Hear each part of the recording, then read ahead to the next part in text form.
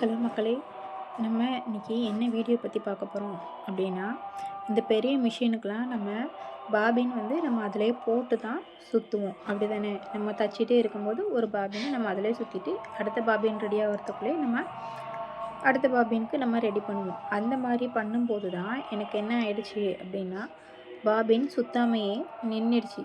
அப்போ என்ன பண்ணும் அப்படிங்கும்போது தான் இதை பார்த்தேன். இதை பார்க்கும்போது அந்த நட்டு எல்லாம் இருக்குது பார்த்தீங்களா, அந்த நட்டு எல்லாமே ஒன்று ஒன்றா கழட்டணும். ஒன்று ஒன்றா கழட்டும்போது மூணையுமே என்ன செய்யணும், முதல்ல லூஸ் பண்ணி விடணும்.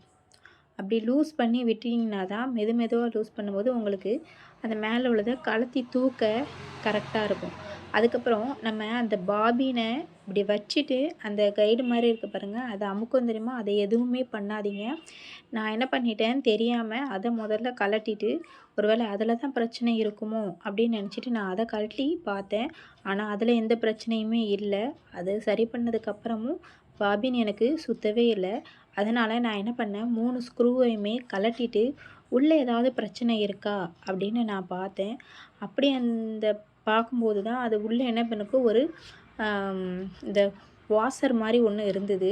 அந்த வாஷர் தான் எனக்கு என்ன செஞ்சது, பிஞ்சிட்டு இருந்தது. நான் அதை தூக்கும் போதே அந்த வாஷரும் அதோடு சேர்ந்தே வந்துடுச்சு. சிலவங்களுக்கு போன தடவை என்ன ஆயிடுச்சுன்னா, அந்த வாஷர் அது உள்ளே விழுந்துடுச்சு. அப்படி உள்ளே விழுந்து இந்த சிம்டா மாதிரி இருக்கும் பார்த்தீங்களா, அதை வச்சு நீங்கள் என்ன பண்ணிடுங்க, கையை உள்ளே விட்டு எடுக்க முடியாது, சிம்டா மாதிரி இருக்கும். அதை வச்சு நீங்கள் என்ன பண்ணுங்கள், வெளியே எடுத்துருங்க. பாருங்கள், வாஷர் நல்லா பிஞ்சு போச்சு. ஏன் பிஞ்சு போச்சுன்னா 1.25 வருஷம் ஆகிட்டு. இது அடிக்கடி இப்போ அடிக்கடினா ரொம்ப அடிக்கடி கிடையாது, ஒரு 6 மாதத்துக்கு இருக்கோ 1 வருஷத்துக்கு இருக்கோ இப்படி தான் என்ன செஞ்சிடும், அது பிஞ்சிரும். அதனால் நீங்கள் எப்போவுமே என்ன செய்யுங்க, வாஷர் ரெடி பண்ணி வச்சுக்கோங்க.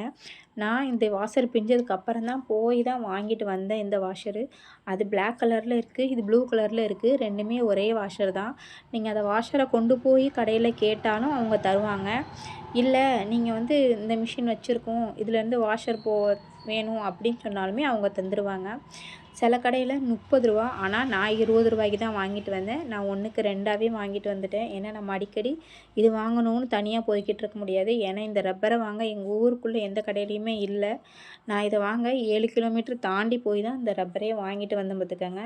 நீங்கள் கரெக்டாக அந்த வளைவில் போட்டு அதை ஃபிக்ஸ் பண்ணிடுங்க. ஃபிக்ஸ் பண்ணிவிட்டு நல்லா கேட்டுக்கோங்க, 3 ஆணியை ஒன்றா போட்டு திருக்காதீங்க. ஸ்க்ரூவையும் ஒவ்வொரு ஸ்க்ரூவையும் லைட்டாக போட்டு திருக்கி கரெக்டாக அந்த பொசிஷனில் வச்சு நீங்கள் என்ன செய்யுங்க, அதை திருப்புங்க. அப்போ தான் அது கரெக்டாக ஃபிட்டிங்கில் போய் உட்காரும்.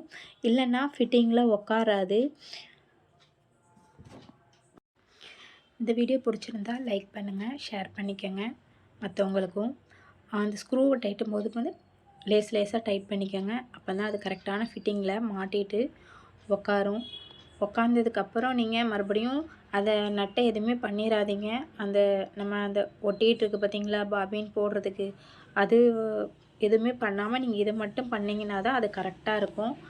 அதுக்கப்புறம் நீங்கள் என்ன செய்யுங்க, அது எல்லாமே நல்லா ஸ்க்ரூ எல்லாம் டைட் பண்ணிவிட்டு மிஷினை ரன் பண்ணி பாருங்கள். மிஷின் ரன் பண்ணி பார்க்கும்போது உங்களுக்கு கண்டிப்பாக அந்த பாபின் நீங்கள் கரெக்டான அந்த வாஷரை டைட் பண்ணி போட்டிருந்தீங்கன்னா உங்களுக்கு கண்டிப்பாகவே மாட்டும்.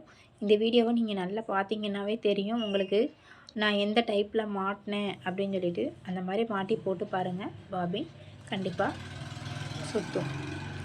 இந்த வீடியோ பிடிச்சிருந்தா லைக் பண்ணிக்கோங்க வீடியோவை. அப்படி நம்ம சேனலை சப்ஸ்கிரைப் பண்ணிக்கோங்க.